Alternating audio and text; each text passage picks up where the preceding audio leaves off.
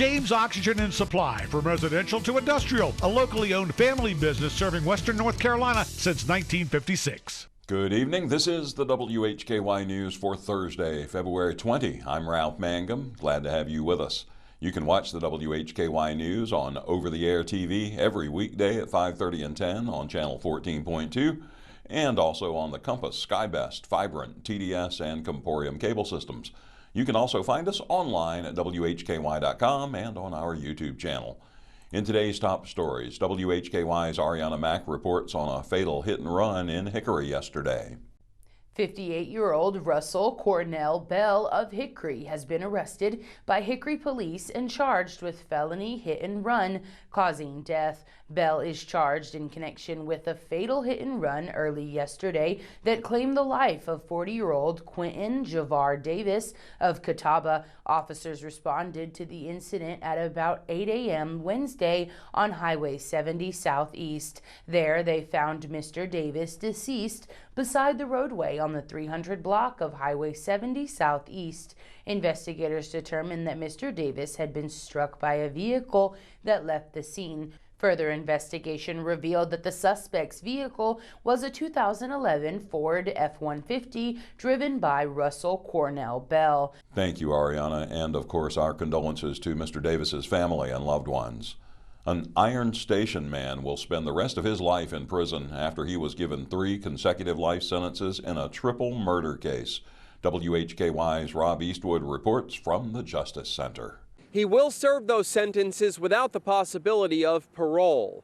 28-year-old Isaac Nathaniel Christenberry entered a guilty plea to 3 counts of first-degree murder on Wednesday here at Catawba County Superior Court in Newton. He was given 3 consecutive life sentences. Christenberry shot and killed 28-year-old Jenna Cox and her parents, 61-year-old Charles Cox and 61-year-old Cindy Cox at a residence in Maiden on October 22nd of last year. He killed Charles and Cindy Cox in front of their 10-year-old grandson and even held the gun to the child's head before letting him go.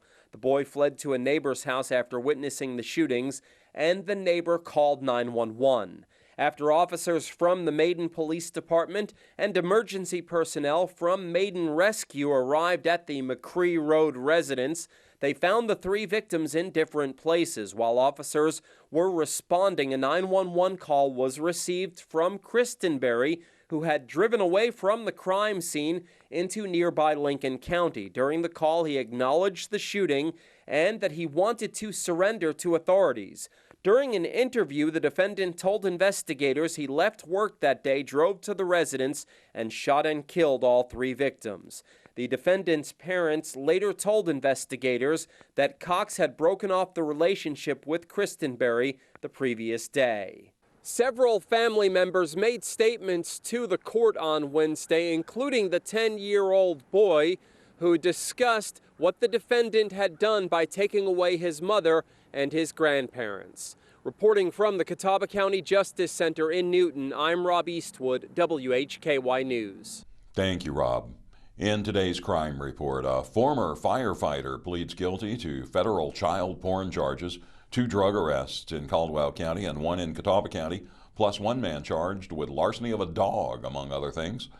In local sports today, we've got honors for an LR baseball player, LR golf news, App State women's basketball, and a preview of the Western Foothills Athletic Conference's championship game.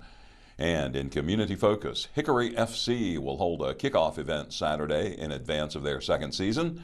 And Rob has the latest on storm recovery efforts in Western North Carolina. Well, the weather was a surprise at our house in Mountain View this morning. I got up at 7:30 and there was nothing. About an hour or an hour and a half later, the ground was completely covered with snow.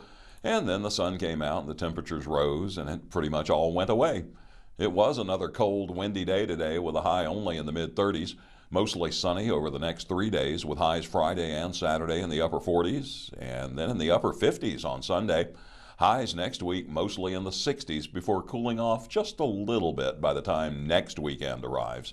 Look for the latest forecast at WHKY.com anytime. I'm Ralph Mangum. You are watching the WHKY News.